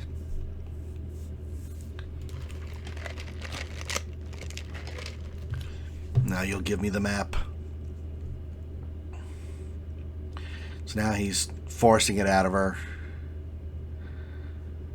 She'd have to have a photographic memory in order for him to take enough of the map's image to make it work. I mean, it's not like our brain can take a picture of something so clear and concise as to withdraw it later. Mostly we get glossed over. I mean, if you've studied anything about the brain at all, you know that it fills in the gaps when it can't remember whole exactly what you're talking about. That's why people get false memories of events they weren't even there for, but they remember them as if they were, vividly. So the idea that he's getting the full star map out of her after only seeing it for 3 seconds on the Falcon is utterly absurd, but I'll go with it. I'll go with it. Because I like this sequence here, because they're not even talking, and it's all just done subtly with facial gestures and hints of power. You're afraid. You'll never be as strong as Darth Vader. Only you could be so bold. That's where he realizes she's, So, he runs right to Snoke. I don't know what I know that you can't kill Rey, but the first inkling that she's strong in the Force, he wouldn't bring her to Snoke because he doesn't want any competition to be Snoke's favorite. If he was truly, truly evil, which we know he isn't because he's got a conflict in him, which won't be resolved until the final act of this thing. But had he been truly evil, he would have just killed Rey. The minute she had any hint of the Force, which would be a complete threat to him, he would have just put a lightsaber through her heart. You know what I mean? Because the biggest thing a guy like this fears is having his power usurped, taken away. You know, no way. And he leaves her completely alone with one guard. And he knows she's got the Force in her. So it's almost Dr. Evil. You know, I'll leave you in a overly complicated, easily escapable death. And we would find out later after opening night that the Stormtrooper that she's mind screwing is Daniel Craig, who plays James Bond.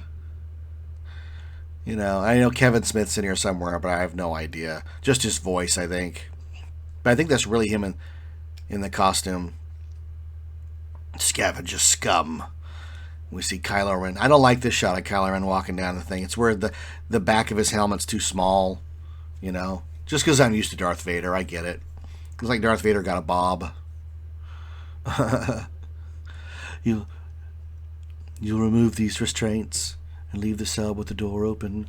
You'll fix me a Coke and a hamburger with some fries that are crispy. And you'll leave it on the table. So, she's using the Jedi mind trick on him. You know, it's reminiscent of Obi-Wan. It's funny. I drop my weapon. He just sort of drops. It's cute. It's a cute scene. It's a moment of levity and what should be, darkness until the end of the film here. But here we have some weirdness, and I'll give it to you. And I didn't pick this up until the second viewing. So he's going to have another temper tantrum. These guys we desperately want them to be Tag and Bink. If you've ever read that comic book series about the Rosencrantz and Guildenstern of Star Wars characters. But Rey escapes the interrogation chair the same way that Poe Dameron did. I mean, not the same way, but the same as Poe Dameron escapes. Now, Poe Dameron, when he escapes, immediately him and Finn grab a TIE fighter and head down to Jakku because that interrogation chair is on the Star Destroyer. So when Rey does it, she's on Starkiller Base. So it's a little irritating because if you've ever seen a movie like Die Hard, I'm going to miss part of the movie because I'm talking so long here. Die Hard, the reason Die Hard is so good is that by the 40-minute mark, we know every inch of the Nakatomi building because we've been shown it and it doesn't change. Which, if you've ever watched how movies are made or made a movie yourself, geography of characters and danger is some of the hardest things to get across to the audience because you're not shooting it. It's not real. Everything is made up. Sometimes the building floors are not even on the same city. You're filming, miles apart. So letting the audience know where you are, who's here, who's there, where the danger is the most important thing. And having Rey escape and somehow be on Starkiller Base instead of the Star Destroyer is very confusing. And I quote Plinkett, "You may not have noticed, but your brain did." And your brain registered it as an anomaly. So I'm catching up now. We're in the hologram Starkiller base scene where they've had a huge conversation about another Death Star. Oh no, it's twice as big. It's bigger. It's badder. It has the same type of weakness as all the others. And you just wonder, like, does nobody in the Empire just raise their hand and go, guys, we have tried this twice. We have been led down the road twice. It's time for something different. You know what I mean? You gotta be kidding me. And I think, ultimately, if I had to pick one element other than the unresolved questions and threads of plot, the one big thing that bothers me the most about this movie is that after giving George Lucas so much grief back in 1983 about rehashing Star Wars again with the Death Star, we were only 6 years away, that after all these years, the best they can come up with for this film is yet another iteration of the freaking Death Star. Anything. I mean, even Dark Horse Comics, the Emperor had a galaxy gun and clones, and there were other stories to tell. We just keep telling the same story again and again with the same beats, and it's frustrating because we want something different. Or do we? Because as far as everyone I've talked to, they were completely happy with this version of the film. Loved it to death and said I was crazy for criticizing it. And yet I say it's another Death Star. Is there no other weapon? There's got to be a bomb or... You know what? Again, from the get-go, I wouldn't have even done this plot. I would have done something else. It would have been the liberation of the Stormtrooper children, or it would have been a high adventure to find Luke with obstacles in the way. But not another, let's destroy the Death Star, blah, blah, blah. I mean, it's the same movie. The same beats. I mean, come on. So, Han brings the Falcon in here under the shield, so we can get the Falcon crashing, which is, it's fun. Again, putting the ships in real world Earth situations was a brilliant move. I applaud them. It looks great.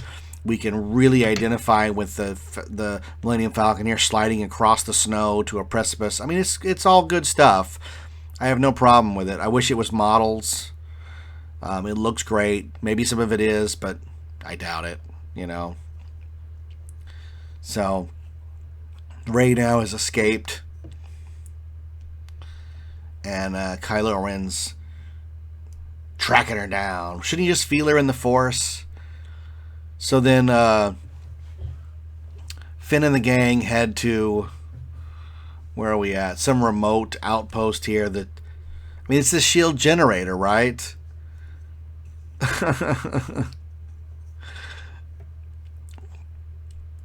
He was in sanitation.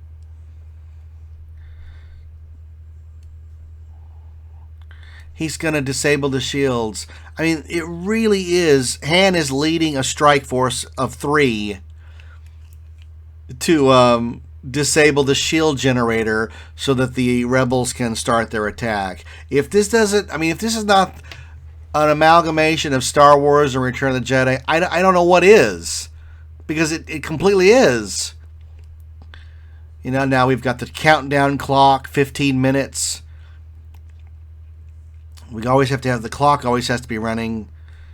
George Lucas calls it the time lock. You have to have the time lock ticking in order to get the tension up. And here's Captain Phasma, and I think at this point in the movie, most of us were like, oh my gosh, I remember her. Where has she been?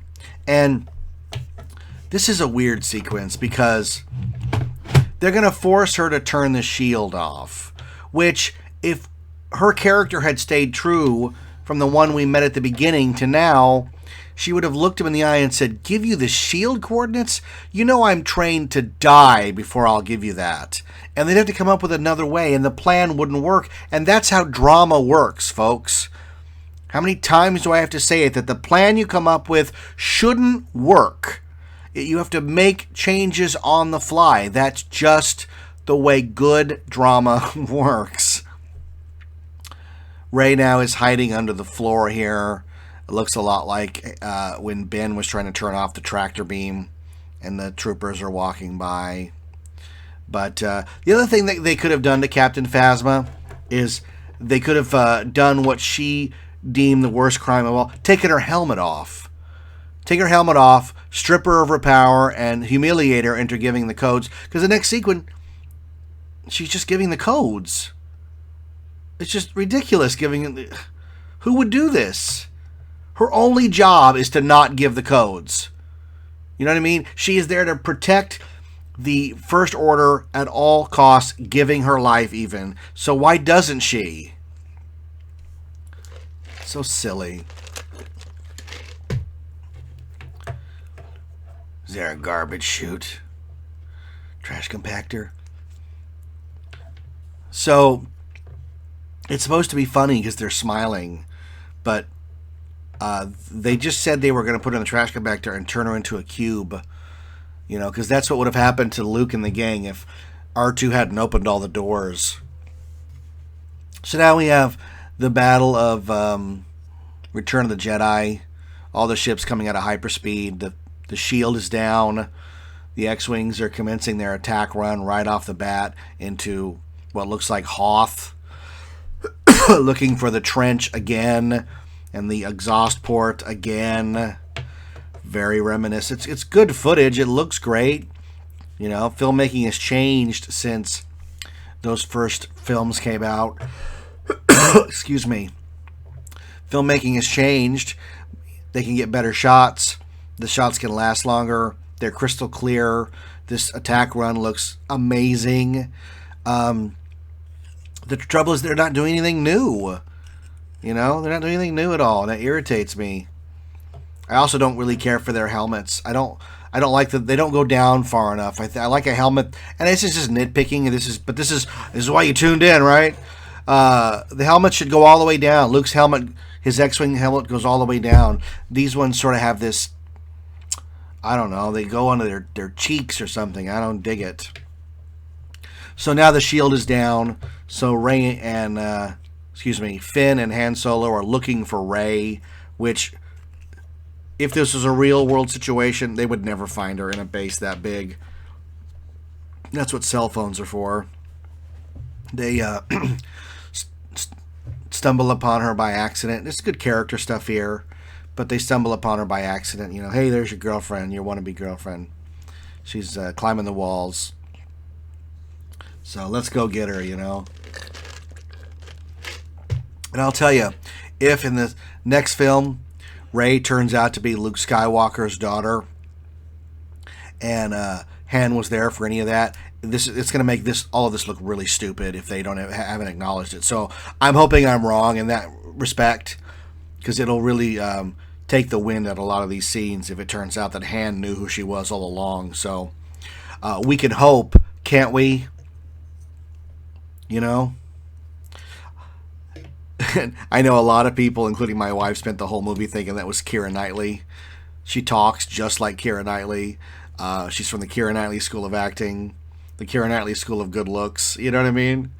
So we get this next sequence here, the fight at dusk. It's all great. Like I said, I have no complaints with these effects. They look fantastic with snow and laser blasts, and in 3D in the theater, it looks great. Your head's moving around and dodging because you never know where things are coming from, and explosions. We see our Chewbacca, Rey, Finn, Han. They're going to blow something up here.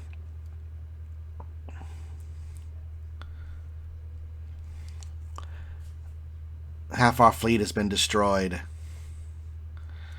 So it looks like all is lost. But Han Solo and the gang are going to save the day here. Which is great. You know, it's Han Solo. It's Chewbacca. My friends from when I was a kid. It's all, again, though, didn't we see this scene? It was blowing up the shield bunker on Endor.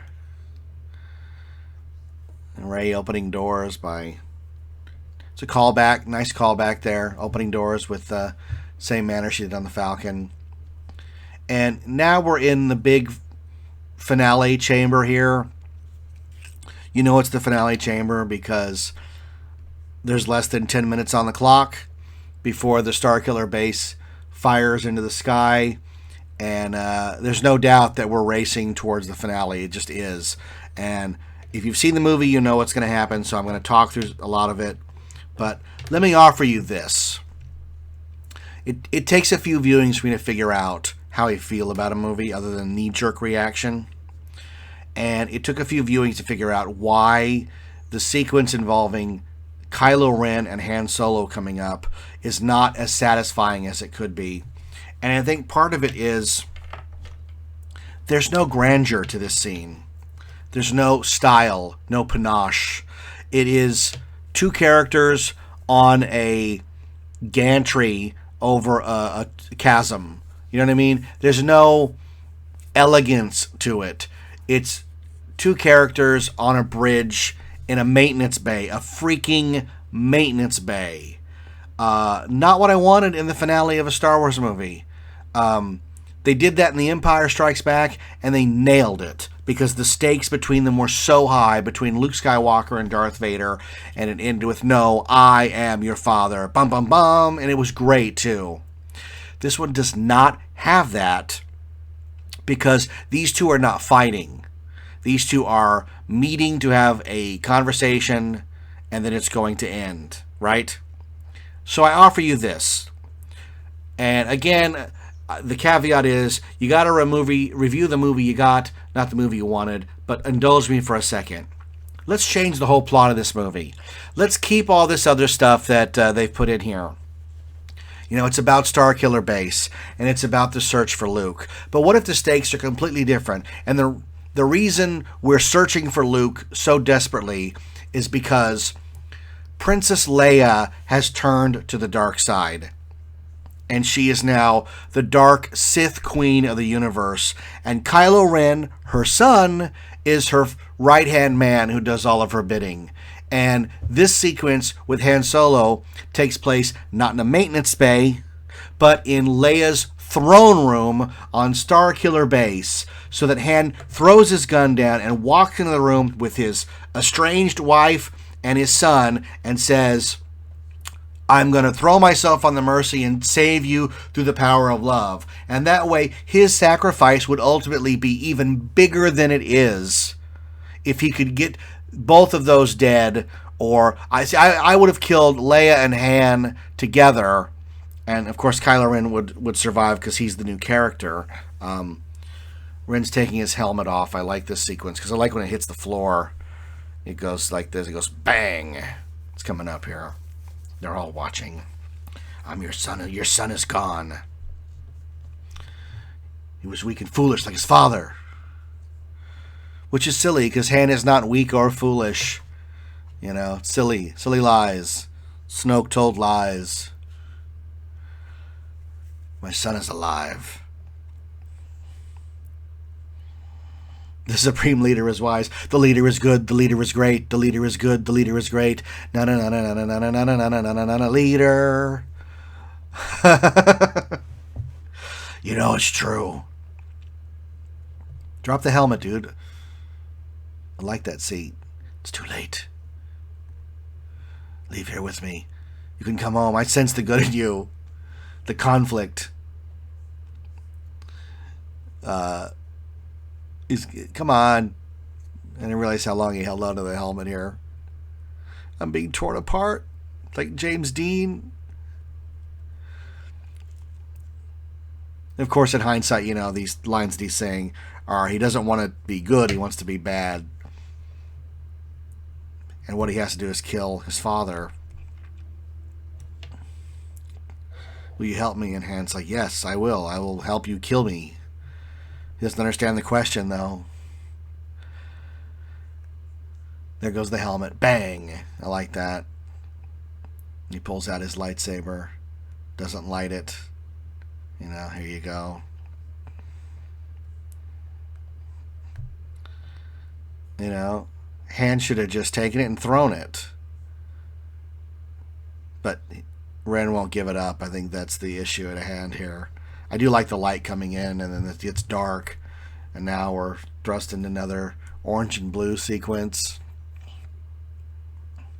It's played very seriously here, which I guess it should. You know, we're about to kill off one of the main characters of everybody's childhood, and there goes Han. And Chewie should just open fire right there on him. But this is, you know, it's not a shock if you've read any literature throughout the ages, because every young man has to witness the death of his father to become a full-fledged man. You know, in this case, he's the one that did it. But now he's free to be his own man. And we see Han Solo fall into the abyss. Somebody asked me, would you be okay in the next movie if Han Solo came back? I said, yeah, sure. If Han Solo showed up with robot legs and he was all cybernetic, of course I would. We see Leia sort of fall here like she's felt it in the Force, you know. Great disturbance, as if millions of voices were crying out in terror and suddenly silence. No, just one. Just a headache. Go on without me. Kylo Ren gets shot. And now we have a shooting gallery escape from this maintenance bay. I really hate this maintenance bay. I know I'm beating on a dead horse here. I just really hate it. I just hate that our finale was in such a mundane place. You know, it's as bad as when Kirk was killed on a little bridge on a rock on a planet we have no stake in. You know what I mean? These characters are so big and so grand that their death needs to be equally as big and grand. And a lot of times they give them wimpy little deaths like that. It sucks. Not that Han Solo's death was wimpy, but that the location should have been grander, you know. Maybe they had blown it up first and it's on fire, you know, and debris is falling all around them as they're arguing about who's going to die here and there, you know. But they didn't do that. Now we're racing out in the snow. I have no idea how Kylo Ren got there ahead of him. There's simply no explanation for that. I imagine him like running like the Wizard of Speed and Time. If you've ever seen that movie, like he's running really fast to get there ahead of them. Because it makes no sense. We're not done yet, he says. This ends here. You know. Han Solo can't save you. He's punching himself in the chest because he's been shot and he's bleeding. You know, so now he throws Rey against a tree so hard. I mean, that should have nearly killed her. I know she's got hero protection, so odds are she's not going to die. But boy, he really knocked her. He yells traitor the same as the Stormtrooper did. Like, I don't know. And then he turns a saber on. And he's going to fight a dark Sith Lord. Finn picked up this lightsaber yesterday. And now he's fighting a guy with it. And not, like, Ren is toying with him. Because if he wanted him dead, he'd just kill him. He would know the weight, the feel of that saber, what it can do. We see now why the sides of his lightsaber are ignited so he can burn him in time for Rey to get up as, you know, Finn falls.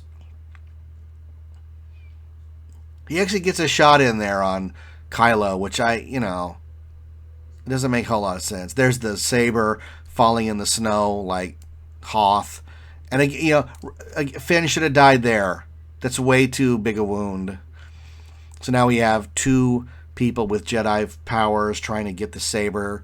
It looks a lot like Hoth, and it flies through the air to Rey's hand, because the first time that Luke ever used the Force to move something was his lightsaber on Hoth. The first time that Rey ever uses the Force to move something is the lightsaber in the snow. It is echoing, you know, they rhyme. It's like they rhyme. Each stanza rhymes. again, you can say you're pulling away from the world of George Lucas, but all of these callbacks just show you what a genius he was and how getting it right the first time isn't the worst thing of all, you know? So now they're duking it out here in the forest. The red, and this is all done on a soundstage. I was watching the making of this too. So it's all very reminiscent of Return of the Jedi. Two adversaries are having a lightsaber fight while a dog fight rages above them to destroy the giant planet-sized base before it can fire up and kill everybody. It's the same exact plot, man. You know, lock on to the strongest power source. It should be the power generator. You know, you take that exhaust on the side. I'm already making my exit, sir. It's all now we're down the trench again. The only difference is, it just looks better. There's more danger, more light. It's all orange and blue, you know, with a flash of green here and there, but mostly orange and blue. You know, we know Poe Dameron's going to do it because Finn actually said, "That's a hell of a pilot," you know, right in the movie itself. Weapon fully charged in 30 seconds. You know, our first catch of the day. You know, now we're in the trench run again. But, you know, the difference is that Poe doesn't have any of the Force. He's just a good pilot. He makes this weird sort of video game trench run here as he's hitting all of the power pellets before he gets out. It's very video game-ish. I know it appeals to a lot of people who play video games. I'm not one of those people. But, you know, you say you shoot these 4 things in order and it will blow up the base, and then this will set off a chain reaction that should take out, you know what I mean? It's all by the numbers. The scene of the land blowing up is all orange and blue. You know, we're orange and blue in the snow here again, with a little bit of red with the saber. We're racing through, you know, it's a great sequence. It looks great in the snow with the steam and all of the trees. 2 people going at it. It's great, you know. I'm not complaining, just pointing out little inconsistencies here and there, or praising it, you know, because again, this looks great. Visually, the movie's stunning looking. It has the benefit of 100 years of cinema behind it to make it look as good as it possibly can, with nothing visually left to chance, you know. Now we have the planet disintegrating while they're fighting. This is very reminiscent of Star Trek 3, as the Genesis planet is disintegrating around Kirk and Krug.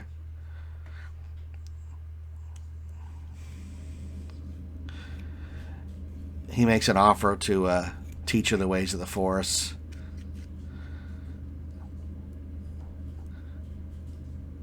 Hold on, I'm watching it here. Physically, shouldn't he be a lot stronger than she is to hold off that kind of onslaught? She does some sort of Jedi focus trick and then just starts taking him out, and there's no explanation to it as to why she can do that or how she can do that. She didn't suddenly open her mouth and go, "I'm a Skywalker like my father before me." So I really have no idea why, other than she's got the blue saber, as to why she can take out Kylo Ren at the end here. He's been a total badass the whole movie, and this, you know, uneducated in the ways of the Force scavenger from Jakku is going to take him out at the end here. So I don't, you know, I like going to the movies. I know what going to the movies is about. Most of the time, the good guy wins. You know, there are movies that don't, and they really resonate with us. Empire Strikes Back, The Dark Knight. So I want the good guy to win, usually. But I don't think in this sequence that Rey has earned it. She takes out Kylo Ren, and he's all beat up. And was she going to kill him at this point until the San Andreas Fault opens up between them, conveniently? Was she going to take him out? I don't know. Maybe she was going to kill him, but we'll never know because, you know, they live to fight another day. My fan theory is that Kylo Ren is beaten up so badly he'll have to wear the Darth Vader armor in the next movie, or something much more similar to that. But look at what's happening in the movie now. Like, the Imperials have figured out that the base is exploding. The collapse of the planet, he says. So Snoke says, bring Kylo Ren. It's time to complete his training. And, Hux doesn't go, well, I don't know where he's at. Has he got a beeper on him? Has his phone got maps enabled? Or, I don't know where he's at. And it's one of my kids told me, again, it's in the novel or something. And I'm like, no, not good enough. They don't hold up a tracker or anything. They just... The Falcon's here to get Rey and Finn, and Kylo Ren's being taken off at some point. I don't know. Now at this point we're just doing wrap up. The planet's about to explode and everybody's got to get off the planet. There goes the Falcon. Beautiful shot of the Falcon in the snow. You're tugging at my heartstrings like you're supposed to when you show the Falcon like that. The planet destroying itself below. It's beautiful. You know what I mean? It's beautiful with that X-Wing. I love all this stuff. And the planet's blowing up here with, again, all of the benefits of years of special effects honing and craft to make it look that good. It's beautiful. There's nothing bad about this shot here at all. Just gorgeous. Falcon coming through with X-Wings. But it's the Death Star blowing up. And Han and Luke and Wedge coming home. We don't have a metal sequence. But it seems like the only thing missing. We're back on the Rebel Teletubby planet here. Everything is fine. Rey's like, I should tell somebody that I'm a Jedi now. She sees Leia. I hate this scene because Leia doesn't have enough emotion. The love of her life is dead. She sensed it in the Force. They just hug. And I know maybe the point is you don't want Leia to appear weak, but Leia should drop to her knees, bellowing with tears. I mean, wouldn't you and I in the theater have been crying right with her if Leia had shown emotion in this scene and not just this stoic hug? Give me a break. Give me a friggin' break. Han Solo is dead, folks. Chewie looks completely upset. The way it should be. So that's it. This is all. We're given 3 minutes to mourn Han Solo, or less, before BB-8 now is beeping and booping with R2-D2 to set the plot of the next film in motion. Give me a break. Spock got a funeral when he died. In Star Trek II, Spock got a funeral. And when Scotty's playing the bagpipes and they're doing the eulogy, everybody was crying in the audience. For Han Solo, nobody sheds a freaking tear. Maybe I'm reading too much into it, but I wanted more. They go right to the robots displaying the thing. And I hate this sequence here too, because BB-8's like, I need the flash drive. I can't just take it out of my memory or the audience won't know. It has to be put in me. So now we have both pieces of the map. It's almost like Star Wars National Treasure. Put the map in there and now we know where the Declaration of Independence gold is. Silly. The map to Luke. The guy who didn't want to be found left a treasure map. Here's Finn on his deathbed. You want Rey to go. If any of my gears or circuits will help, I'll gladly donate them. He'll be fine. He's going to be in the sequel. We'll see each other again. I believe that. I don't know. It's weird. But no, we're now racing to the end. It's time. And here's the thing: is these movies now, because of the way movies are, they don't end. Instead, they close off as much as they can and then set up the next film. Instead of telling a full and cohesive story, it's about setting up the next one. So, help me with the logic of this. Leia is sending Rey to go find Luke? Wouldn't you send anybody else? Like somebody who knows him and can convince him to come out of retirement? You're sending a stranger? Why isn't Leia going? That's my brother. I'll be back. Because we find out in a few minutes that it takes literally 3 or 4 minutes to get to Luke once you have the coordinates. But I just wish this sequence would have been longer. And I talked about that on the other Star Wars episode. I wish the journey to get Luke was longer and more complicated and more mysterious, as opposed to just we have the coordinates and we're going, where you meet people. I talked if you didn't listen to that episode, it would have been nice if they had landed finally to Luke's location. We show Rey getting out of the Falcon and walking across the way, and it's Yoda's house, and Luke's living in Yoda's house. He's modified it to be his own.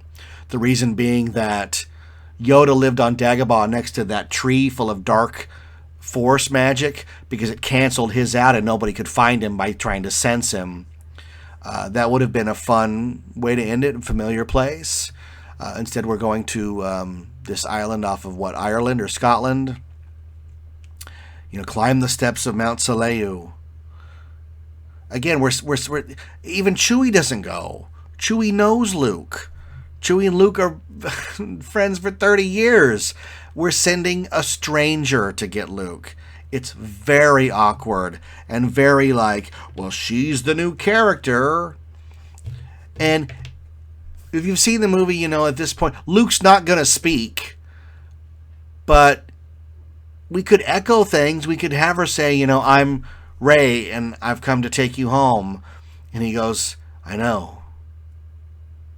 My daughter. Or I don't dun dun dun dun dun dun. I went through a bunch of endings in the other show. Just anything but this unsatisfying, weird, almost tacked on ending to this movie. We know she's gonna find Luke. In Star Trek 3, The Search for Spock, we know they're gonna find Spock, or there's no reason to make the movie. So here we are, she's climbing the steps, and we see a guy in a cloak. It's Luke Skywalker. Have her look at him and go, she's talked to somebody down in the village. They're like, Luke Skywalker, you don't mean old so-and-so. And she goes, are you Luke Skywalker? And he goes, now there's a name I haven't been called in a long time. Anything. Have Luke say something when he reveals himself. I know we'll get Luke overload in the next movie. I know. She brings out the lightsaber. Remember this when you got your hand cut off? I'm here to give it back to you.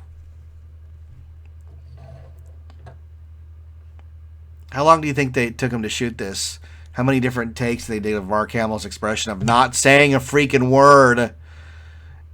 So she holds it out for 10, 12, 14 seconds, 15, 16, 17, 18, 19, 20, 21, 22, 23, helicopter shot, 25 seconds, and nobody says anything. And it's very, very frustrating that nobody says anything the whole time. So, alright, before they throw me out of the theater here for ruining people's movie-going experience, hope you liked the grand experiment of watching Star Wars The Force Awakens with a guy who will not shut up the entire freaking movie.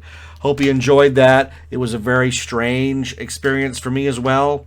I don't know if I'll ever repeat it because it's really hard to talk while a movie is going on. But, it's Star Wars. It's The Force Awakens. It is the rebirth of the Star Wars franchise. I've gone in great detail about what this movie was supposed to do. It was supposed to make a lot of money. It was supposed to make Star Wars palatable to everyone, men, women, children, people who weren't interested in Star Wars ever before.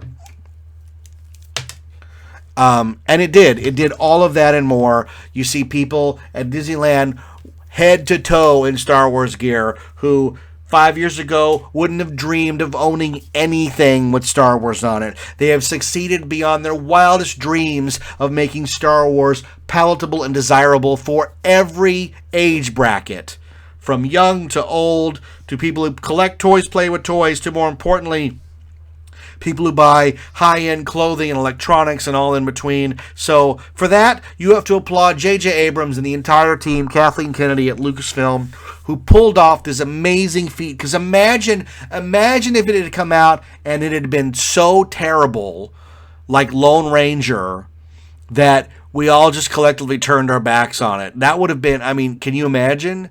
But it didn't, and Disney just announced recently that there's never going to be an end to the Star Wars saga. It's going to go on forever.